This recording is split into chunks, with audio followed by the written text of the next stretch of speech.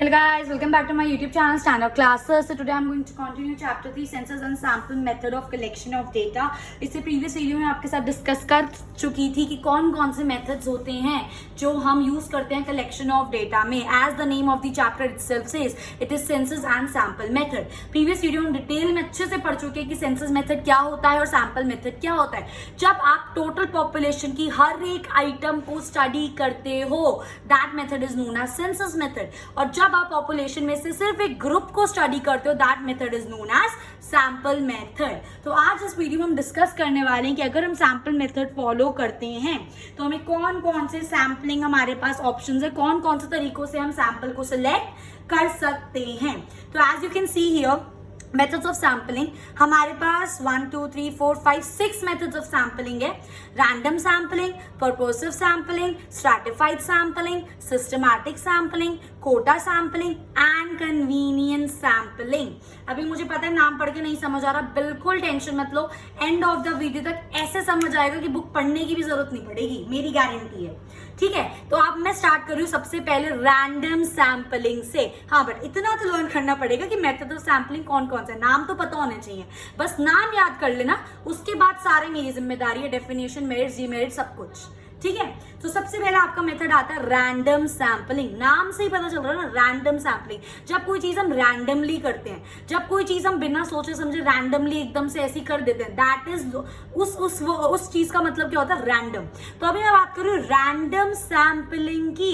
That means बिना कुछ सोचे समझे मैं रैंडमली चीजों को सेलेक्ट कर रही हूँ. जैसे कि मैंने अपनी प्रीवियस वीडियो में आपको एग्जांपल दिया था, 40 बच्चे हैं क्लास में 11th ए में. ठीक है, वो 11th ए में से मुझे एवरेज स्कोर जानने क्लास का कितना है, तो मैंने रैंडमली बिना सोचे समझे, टॉपर है, अबव एवरेज है, बिलो एवरेज है, क्या है मेरे को नहीं पता, रैंडमली मैंने बच्चे सेलेक्ट कर लिए उसके अंदर से. This is known as random sampling.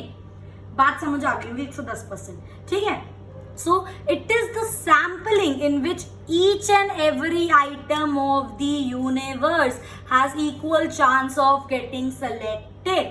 ये इसकी मेन डेफिनेशन है. और खुद सोचो ऐसा होगा, 40 बच्चे मैं रैंडम सेलेक्ट करूं तो 40 के 40 बच्चों की इक्वल चांसेस है सेलेक्ट होने के. 40 के 40 बच्चे में इक्वली मतलब इक्वल चांसेस है. फॉर एग्जांपल हम 1 2 3 4 ऐसे 40 तक नेम कर देते हैं नंबर से, तो 1 के भी इक्वल चांसेस सैंपल में सेलेक्ट होने के, 2 के भी, 3 के भी, 4 के भी, 5 के भी, 20 के भी, 25 के भी, 40 के भी. जितने भी बच्चे हैं क्लास में सबकी इक्वल चांसेस है सेलेक्ट होने की, क्योंकि हम कौन सी सैम्पलिंग फॉलो कर रहे हैं, रैंडम सैम्पलिंग. बिना कुछ सोचे समझे हम पॉपुलेशन में से सैंपल निकालने वाले हैं, तो हर आइटम के चांसेस हैं इक्वल सेलेक्ट होने के. कोई भी सेलेक्ट हम आइटम रैंडमली कर सकते हैं. उस सैम्पलिंग को बोलते हैं हम रैंडम सैम्पलिंग. ये बात बिल्कुल समझ आ गई होगी. Moving on to next. Random sampling आप दो तरीके से कर सकते हो.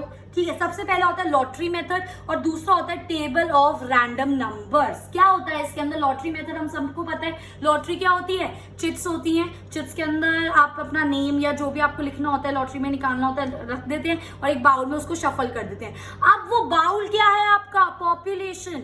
अब उस पॉपुलेशन में से हर चिट की इक्वल चांसेस है कि जब मैं उसके अंदर हाथ डालूंगी अपना बाउल में तो मेरे पास इक्वल चांस है, मतलब हर चिट का इक्वल चांस है. रैंडमली मैं कोई सी भी सिलेक्ट कर सकती हूँ. इसलिए lottery method is known as random sampling when paper slips are made and shuffled in a box or a bowl. ठीक है, सेकंड आता है आप इसका method that is table of random numbers.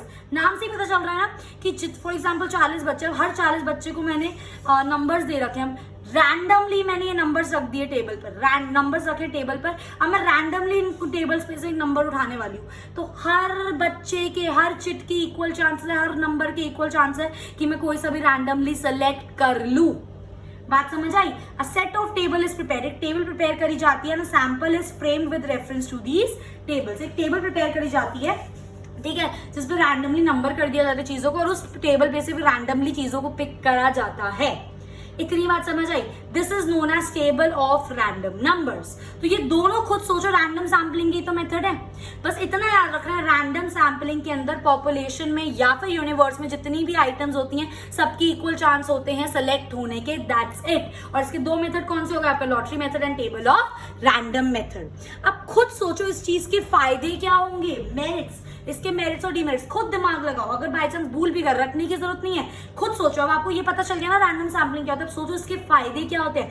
सबसे पहला फायदा, ये तो एक बहुत सिंपल सा तरीका है, सिंपल निकाला करो तो it is a very simple method, check करो। दूसरा फायदा इसका, हर आइटम की इक्वल चांस है पॉपुलेशन में एज अ सैंपल सिलेक्ट होने की, ये सबसे बड़ा बेनिफिट है इस रैंडम सैम्पलिंग का। तीसरा फायदा क्या है, जो भी आप सैंपल निकालोगे वो हमेशा रिप्रेजेंटेटिव होगा। क्यों, मैंने क्या बताया था लास्ट क्लास में कि आपका जो सैंपल होता है वो पॉपुलेशन को रिप्रेजेंट करना चाहिए, अदरवाइज सैंपल पढ़ लोगे, कंक्लूजन निकाल दोगे तो आपका आंसर बिल्कुल गलत हो जाएगा। ठीक है, और जब भी आप रैंडम सैम्पलिंग से सैंपल निकालते हैं वो हमेशा पॉपुलेशन को रिप्रेजेंट करेगा क्योंकि उसके अंदर कोई बायसनेस नहीं है।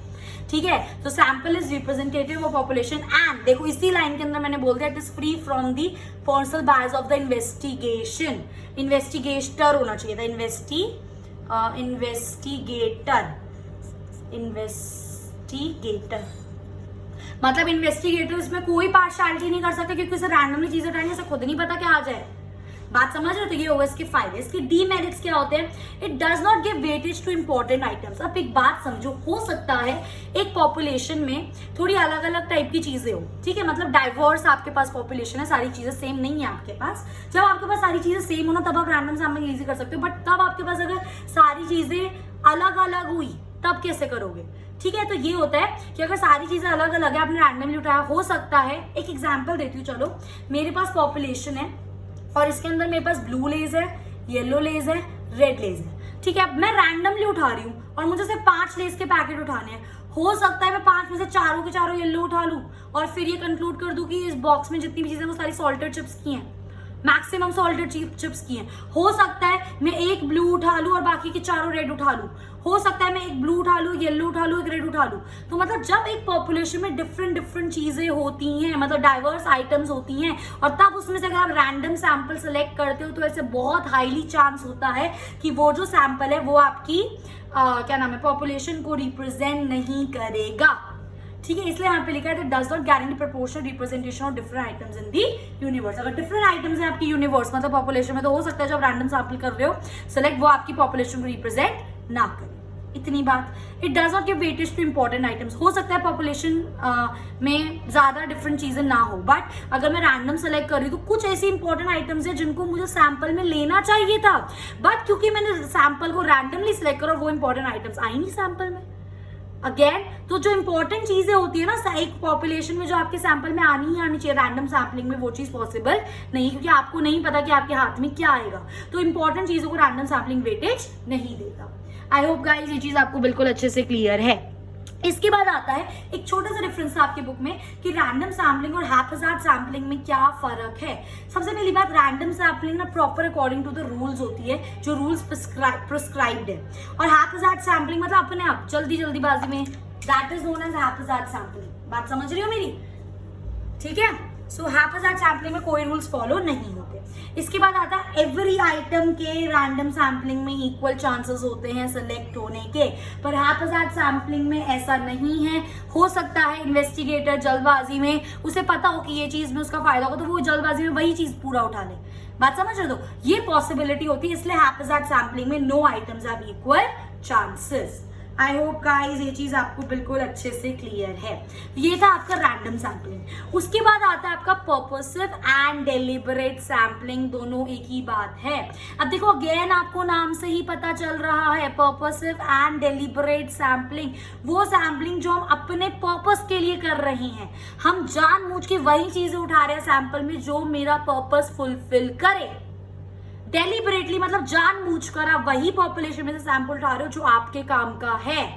ठीक है, सो इन विच इन्वेस्टिगेटर हिमसेल्फ मेक चॉइस। इसके अंदर इन्वेस्टिगेटर, आप या मैं जो भी होगा, वो पॉपुलेशन में से खुद सैंपल चूज करता है जो उसके हिसाब से सही होता है। फॉर एग्जाम्पल, मैं अगर सैंपल सेलेक्ट कर रही हूँ एक पॉपुलेशन में से, तो जो सैंपल मेरे हिसाब से सही होगा, मैं ये नहीं देखूंगी कि वो ओवरऑल सही है या गलत है। अगर वो मेरे हिसाब से वो चीज सही है और मेरे हिसाब से वो सैंपल पूरे पॉपुलेशन को रिप्रेजेंट कर रहा है तो मैं उसको ही सेलेक्ट करूंगी।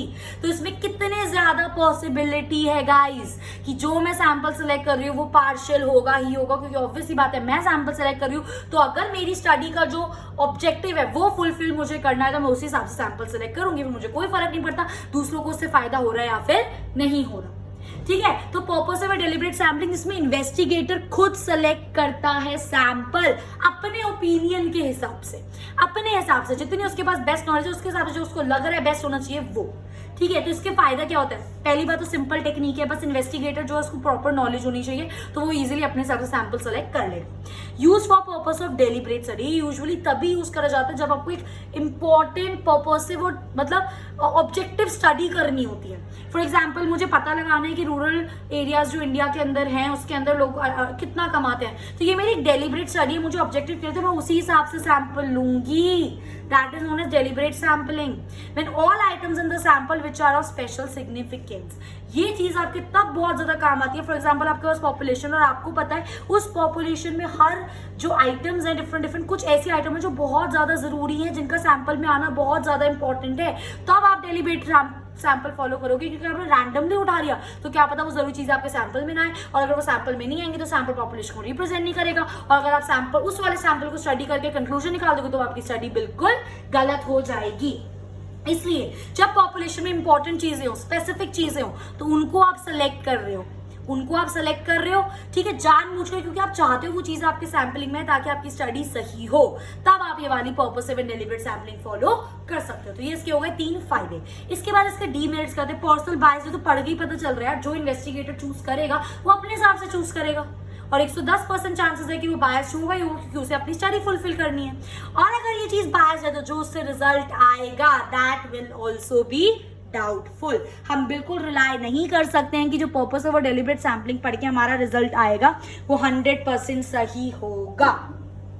आई होप गाइस ये चीज आपको बिल्कुल अच्छे से क्लियर है। उसके बाद आता है स्ट्रैटिफाइड और मिक्स सैंपलिंग। बहुत ध्यान से समझना, ठीक है। सबसे पहली बात तो एक ही बात है। दूसरी इंपॉर्टेंट बात, इसको मिक्स सैंपलिंग हम क्यों बोलते हैं? क्योंकि स्ट्रैटिफाइड इज अ मिक्सचर किन 2 चीजों का, रैंडम सैंपलिंग और पर्पसिव एंड डेलिब्रेट सैंपलिंग का मिक्सचर होता है स्ट्रैटिफाइड सैंपलिंग। अब पहले हिंदी में, लेमैन लैंग्वेज में, इजी लैंग्वेज में समझो कि ये स्ट्रैटिफाइड सैंपलिंग एक्चुअली में है क्या। स्ट्रैटिफाइड सैंपलिंग इज बेसिकली जब आपकी पॉपुलेशन है और आप उसको डिफरेंट स्ट्रैटास या फिर मैं कहूँ डिफरेंट ग्रुप्स में डिवाइड कर देते हो। बात आ रही है मेरी समझ? और फिर जब आप उन ग्रुप्स में से फिर रैंडमली सेलेक्ट करते हो, वो होते हैं हमारा स्ट्रैटिफाइड सैंपलिंग। एक एग्जांपल देती हूँ मैं आपको, अगेन वही सेम एग्जांपल ले लेती हूँ। मेरे पास एक बॉक्स है और उस बॉक्स के अंदर मेरे पास चिप्स हैं, ठीक है। एक मेरे पास ब्लू लेज है, एक मेरे पास येलो लेज है, एक मेरे पास रेड लेज है, एक मेरे पास चिली चटका लेज है, पुदीना लेज है, व्हाटएवर, जितनी भी वैरायटी ऑफ लेजेस वो मेरे पास इस बॉक्स में है। अब मैंने क्या करा, डिफरेंट स्ट्रैटास बना लिए, मतलब जो डिफरेंट चीजें थी और उसमें से जो सेम थी उनके ग्रुप बना लिए। ग्रुप कैसे बनाओगे? डिफरेंट चीजों में से जो सिमिलर वाली चीजें उनका एक ग्रुप, डिफरेंट चीजों में जो सिमिलर वाली चीजें उनका एक ग्रुप। जैसे इसके अंदर जितनी भी ब्लू लेज है मैंने उनका एक ग्रुप बना दिया, जितने भी येलो लेज है उनका एक ग्रुप बना दिया, जितने भी रेड लेज है उनका एक ग्रुप बना दिया। बात समझ रहे हो? 2 ग्रुप जो सिमिलर कैरेक्टरिस्टिक्स को क्लब करके एक ग्रुप बना देते हैं उनको हम स्ट्रैटा बोलते हैं। अब फॉर एग्जाम्पल मुझे इसमें से 5 आइटम सेलेक्ट करनी है, तो अब मेरे ऊपर डिपेंड करता है कि मैं 2 ब्लू ले लूं, 1 येलो ले लूं या फिर 2 रेड ले लूं।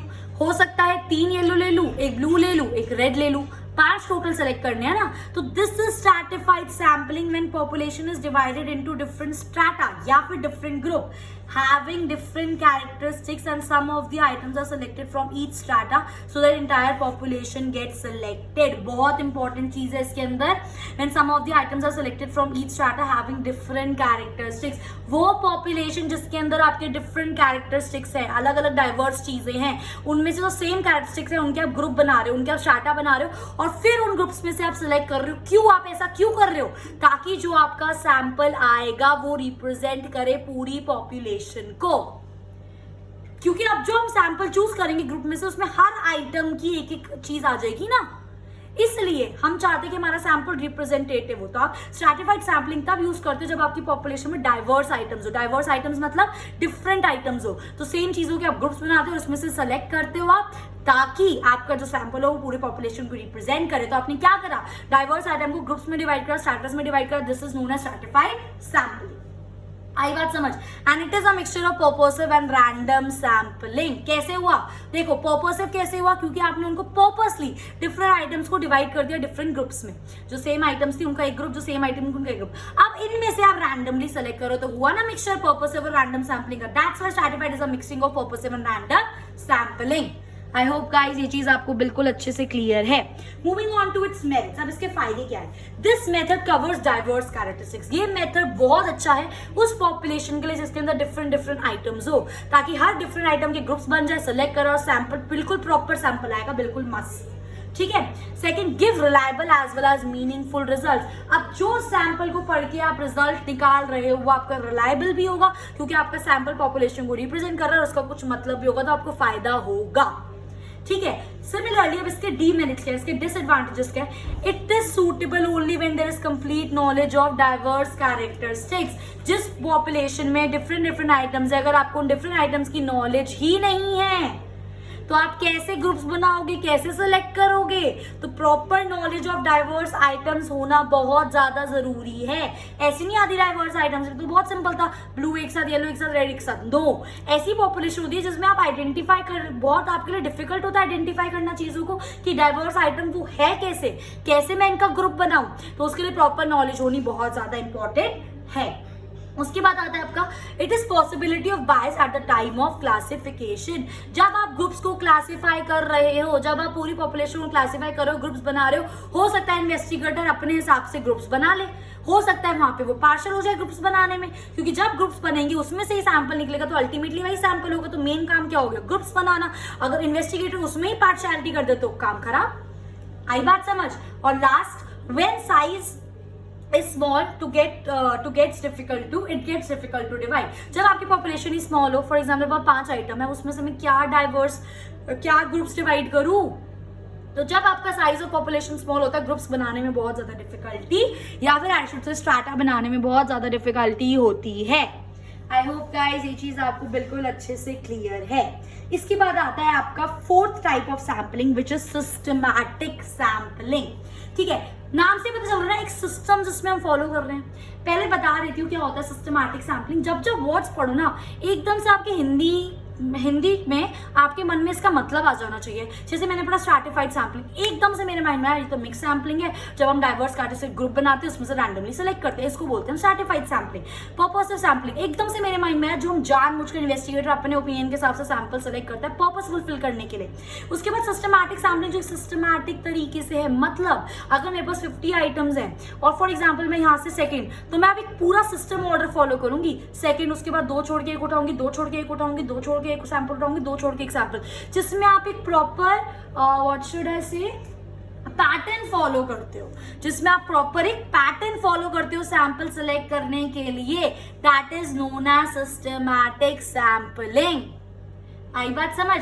जैसे फॉर एग्जाम्पल पॉपुलेशन को मैंने अरेंज कर दिया और मैंने हर तीसरा उठाया, तीसरा फिर 3 छोड़ के, फिर तीसरा, फिर नेक्स्ट 2 छोड़ के, फिर तीसरा उठाया, 2 छोड़ के, फिर तीसरा उठाया, तो मैं एक पैटर्न फॉलो कर रही हूँ। ठीक है। So using units of population numerically, geographically और अल्फाबेटिकली अरेंज। आप किसी भी तरीके से अपने पॉपुलेशन को अरेंज कर दो, न्यूमेरिकली अरेंज कर दो, अल्फाबेटिकली अरेंज कर लो, ज्योग्राफिकली अरेंज कर लो, ज्योग्राफिकली मतलब एरिया वाइज अरेंज कर लो, कैसे भी अरेंज कर लो। फिर आप उसमें से एक प्रॉपर ऑर्डर फॉलो कर रहे हो। For example every 5th unit आप उठाओगे, तो 5वां उठाया, फिर 5वां उठाया, फिर 4 छोड़ के 5वां उठाया, फिर 4 छोड़ के 5वां उठाया, तो every 5th, 10th, 15th, 20th, 25th unit आप उठाओगे अपने सैंपल के लिए। ठीक है। Every nth item of the numbered item is selected as a sample. nth मतलब कोई सा भी नंबर आपने डिसाइड कर लिया, फिर आप हर वही उठा रहे हो। तीसरा उठाया, फिर 2 छोड़ के, फिर तीसरा उठाया, फिर 2 छोड़ के, फिर तीसरा उठाया, फिर 2 छोड़ के, फिर तीसरा उठाया, तो आप एक प्रॉपर सिस्टम फॉलो कर रहे हो। That is known as systematic sampling. इसके फायदे क्या होते हैं। सबसे पहला फायदा, सैंपल इज इजीली डिटरमाइंड। एक सिस्टम फॉलो करा, उठाया, भाई बन गया सैंपल। दूसरा फायदा, hardly any possibility of personal bias. अब इसके अंदर इन्वेस्टिगेशन क्या पार्शियलिटी करेगा, इसके अंदर जो आपका वो है इन्वेस्टिगेटर क्या पार्शियलिटी करेगा, कोई पर्सनल बायस नहीं हो सकता क्योंकि इसके अंदर एक प्रॉपर सिस्टम फॉलो हो रहा है। एवरी थर्ड आइटम उठा रहा है तो उसके अंदर इन्वेस्टिगेटर कोई पार्शियलिटी नहीं कर सकता। ठीक है, इसके डीमेरिट्स क्या हो गए, every item does not get equal chance of getting selected. सबसे बड़ा डिसएडवांटेज ऐसा क्यों है, क्योंकि आप हर तीसरी उठा रहे हो तो मतलब हर तीसरी ही सिलेक्ट होगी, बाकी के जो आइटम्स रह गए उनका तो कोई चांस ही नहीं है सिलेक्ट होने का। बात आ रही है मेरी समझ। और सेकंड इसका demerit, all the items are homogeneous then it is of no use. अगर सारी आइटम आपकी होमोजीनियस हो गई, सेम हो गई, तो क्या कर रहे हो भाई, क्यों हर बड़ी दूसरी आइटम उठा रहे हो जब सारी चीजें सेम है। तब आपका सिस्टमैटिक सैम्पलिंग फॉलो करने का कोई फायदा नहीं है। एक और चीज इसके अंदर आप लिख सकते हो that there is personal bias possible. कब, ध्यान से सुनो मैं क्या बोल रही हूँ, एकदम से मत सोचो कि पर्सनल बायस तो यहाँ पर है ही नहीं, अब कैसे पर्सनल बायस बता रही हूँ मैं आपको। ध्यान से सुनो, जब आप पहला डिसाइड कर रहे हो, देखो पहला तो हमें डिसाइड करना पड़ेगा कि एवरी सेकंड उठाए हम, या एवरी थर्ड उठाए हम, या एवरी फिफ्थ उठाए हम, उसके बाद तो वो नॉर्मल चलेगा। तो जब हम पहला कौन डिसाइड कर रहा है, हम डिसाइड कर रहे हैं, तो वहां पे पार्शियलिटी हो सकती है। वहां पे मैं सोच सकती हूँ भाई मेरे को जो आइटम चाहिए ना सैंपल में वो 10th नंबर पे, तो क्यों ना मैं एवरी सेकंड उठाऊं ताकि मेरा वो जो 10th वाला नंबर है वो मेरा सैंपल में आए। तो क्या कर दी मैंने, पार्शियलिटी कर दी। बात आई मेरी समझ। तो ये एक पॉसिबिलिटी इसके अंदर होती है, तो आप इसके डीमेरिट में ये चीज भी लिख सकते हो। ठीक है, उसके बाद आता है आपका कोटा सैम्पलिंग। कोटा सैम्पलिंग बिल्कुल सेम है आपके स्ट्रैटिफाइड सैम्पलिंग की तरह, बट इसमें फर्क क्या है ध्यान से पढ़ेंगे। इन दिस, इसके अंदर भी क्या होता है, population is divided into different groups. जो डाइवर्स पॉपुलेशन उसको हमने डिफरेंट ग्रुप्स में डिवाइड कर दिया, या फिर क्लासेस कह लो, according to different characteristics of the population. ठीक है, सेम चीज। अब आप बोलोगे भाई डाइवर्स स्टैटिस्टिक्स को डिफरेंट ग्रुप्स में डिवाइड करते हो, तो वो स्ट्रैटिफाइड सैम्पलिंग में भी आप वही करते हो, कोटा सैम्पलिंग में भी आप यही करते हो, तो फर्क क्या हुआ दोनों में। बच्चों मैं अब आपको फर्क बताती हूँ।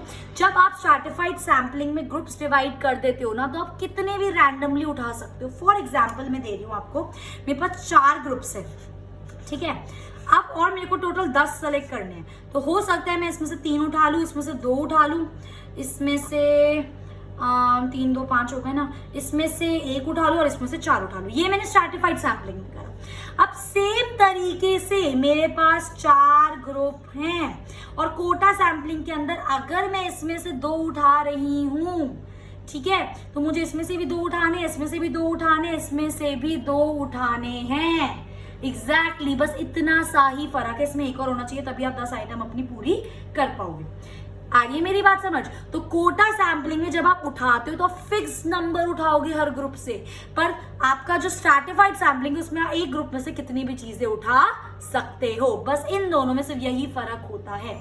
इसका फायदा क्या होता है, ये ज्यादा महंगा नहीं होता, and possibility of personal biasness, बहुत ज्यादा पॉसिबिलिटी की पर्सनल बायस हो सकता है। ठीक है, हो सकता वो, क्योंकि वो बंदा डिसाइड करेगा ना कि उसे एक ग्रुप में से 3 उठा तो सब में से 3 उठाने पड़ेंगे, तो वो उस पर डिपेंड करता है कि वो कितने चाहता है, तो पर्सनल बायस हो सकता है। नेक्स्ट आता है आपका कन्वीनियंस सैम्पलिंग। अगेन नाम से ही पता चल रहा है कन्वीनियंस, अपने हिसाब से जो इन्वेस्टिगेटर को सही लग रहा है वो अपने हिसाब से सैम्पलिंग कर रहे हैं। तो sampling is done by the investigator in such a manner, जो उसको सूट करे, जो उसको सही लगे, भाई वो कैसे ही करे बट जो उसको सही लगेगा वो वैसे करेगा, that is known as convenience sampling. ये सबसे कम, सबसे सस्ता यही होता है, but it is very unreliable. आप इसके रिजल्ट पर डिपेंड नहीं हो सकते, क्योंकि इन्वेस्टिगेटर ने अपने हिसाब से करा तो 110% पूरा बायसनेस से ये चीज भरी हुई है। आ रही है मेरी बात समझ। तो ये था आपका टाइप्स ऑफ सैम्पलिंग जो मैंने अब आपको पढ़ाया। अब हम डिस्कस करने वाले रिलायबिलिटी ऑफ सैम्पलिंग डेटा, मतलब जो आप डेटा सेलेक्ट कर रहे हो, आप जो सैंपल सेलेक्ट कर रहे हो, कब आप उस पर भरोसा करो। सबसे पहला होता है साइज ऑफ सैंपल। ये मैंने आपको प्रीवियस क्लास में भी समझाया था कि अगर मेरी पॉपुलेशन में फॉर एग्जाम्पल समझ लो 20 आइटम है, अब 20 में से ये तो नहीं हो सकता ना मैं 2 उठा लूँ, उसको पढ़ूँ और पॉपुलेशन का कंक्लूजन निकाल दूँ। नो, एटलीस्ट आपका साइज ऑफ सैंपल इतना होना चाहिए कि वो आपकी पॉपुलेशन का रिजल्ट ढंग से निकाल सके। तो साइज ऑफ सैंपल जो आप निकाल रहे हो वो बिल्कुल एक्यूरेट होना चाहिए। सेकेंडली मेथड ऑफ सैंपलिंग, कौन सा मेथड आपने चूज करा है। हो सकता है आपने कौन सा मेथड लिया हो, कोटा सैम्पलिंग मेथड लिया हो, कन्वीनियंस सैम्पलिंग मेथड लिया हो, आपने रैंडम सैम्पलिंग मेथड लिया हो, तो जो मेथड सबसे ज्यादा आपको एक्यूरेट रिजल्ट दे आपको वो मेथड लेना पड़ेगा। ये नहीं कि मेरी पॉपुलेशन थी, मैंने कन्वीनियंस सैम्पलिंग ली और मैंने बोला भाई मैंने स्टडी कर लिया अब आप देख लो बिल्कुल सही है। नो, आपने मेथड कौन सा लिया, कन्वीनियंस सैम्पलिंग, और कन्वीनियंस सैम्पलिंग के अंदर सबसे ज्यादा बायस्ड के चांसेस होते हैं। तो method of sampling is very important. Next आता है आपको बायस ऑफ कॉरेस्पॉन्डेंस एंड एन्यूमरेटर भी कह सकते हैं। So personal bias of the correspondent should be less. जो आप जिसके अपने कॉरेस्पॉन्डेंट्स जो आपके अंडर आपकी हेल्प कर रहे हैं सैंपल कलेक्ट करने में, उनकी बायसनेस सबसे कम से कम होनी चाहिए। लास्ट आता है ट्रेनिंग ऑफ एन्यूमरेटर। ऑब्वियसली बात है, जब बंदा सेलेक्ट कर रहा है सैंपल, हो सकता है कि वो अकेले नहीं कर पाता, तो उसने अपनी पूरी टीम क्रिएट करी एन्यूमरेटर्स की, तो वो एन्यूमरेटर्स जो सैंपल सेलेक्ट करने में आपकी हेल्प करेंगे, उनकी ट्रेनिंग प्रॉपर होनी चाहिए, उनको प्रॉपर नॉलेज होनी चाहिए कि कैसे चीजों को सेलेक्ट करना है। आ रही है मेरी बात समझ? Otherwise it will be of no use. तो ये सारी 4 बातों का आपको ध्यान रखना जब आप अपना सैंपल डेटा सेलेक्ट कर रहे हो। And here we comes to the last topic of the chapter, which is difference. क्या हुआ इतना सब कुछ पढ़ने के बाद सेंसस वर्सेस सैंपलिंग में, तो डिफरेंस क्या है अब आपको ये खुद आना चाहिए, इसलिए मैंने यहाँ पे लिखा नहीं है, मैंने सिर्फ पॉइंट्स लिखे ताकि मैं आपके साथ डिस्कस कर सकूं। सबसे पहला कवरेज, तो खुद दिमाग लगाओ, सेंसस मेथड में मैक्सिमम कवरेज होगी, सैंपलिंग मेथड में मैक्सिमम कवरेज होगी? यस, सैंपलिंग मेथड में मैक्सिमम कवरेज होगी, क्योंकि सेंसस मेथड में आपको हर एक आइटम पढ़नी पड़ रही है। सैंपल में पूरी पॉपुलेशन एक ग्रुप पढ़ रहे हो आप, तो आप ज्यादा से ज्यादा एरिया कवर कर सकते हो सैंपलिंग मेथड में। दूसरा आता है सूटेबिलिटी। खुद दिमाग से सोचो, सेंसस मेथड ज्यादा सूटेबल है या आपका sampling method? Obviously census method ज्यादा सूटेबल है। क्यों? क्योंकि सेंसस मेथड के अंदर आप हर आइटम को डिटेल में स्टडी कर रहे हो, तो ज्यादा एक्यूरेट रिजल्ट आएगा। तो ज्यादा सूटेबल कौन सा हुआ? Census method. थर्ड आता है इसका एक्यूरेसी।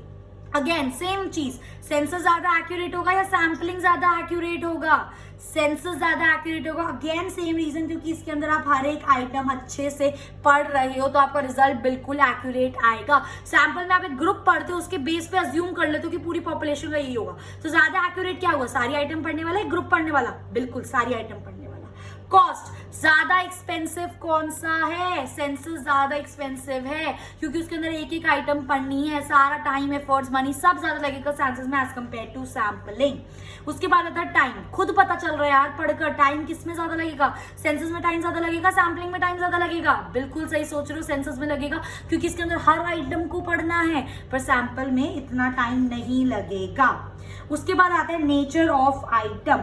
सेंसस मेथड आप सिर्फ तब यूज करो जब आपका नेचर ऑफ आइटम, मतलब पॉपुलेशन में आइटम आपकी अलग अलग हो, डाइवर्स आइटम्स हो। बात समझ रहे हो? तब सेंसस मेथड करने का फायदा, क्योंकि आप उसमें हर आइटम पढ़ सकते हो। बट जब आपका नेचर ऑफ आइटम मतलब होमोजीनियस सेम आइटम हो, तब सेंसस मेथड करके क्या फायदा? सारी आइटम ही सेम है, तो इससे अच्छा ग्रुप स्टडी करो, सैंपल निकालो उसके अंदर, उसको स्टडी करो, उसके बेस पे जो कंक्लूजन निकालोगे बिल्कुल सही होगा। तो नेचर में आप लिख सकते हो, जब डिफरेंट आइटम्स होंगी तो आप क्या फॉलो करोगे? Census method. और जब सेम आइटम होगी तो आप क्या फॉलो करोगे? Sample method. आई बात समझ? लास्ट होता है वेरिफिकेशन।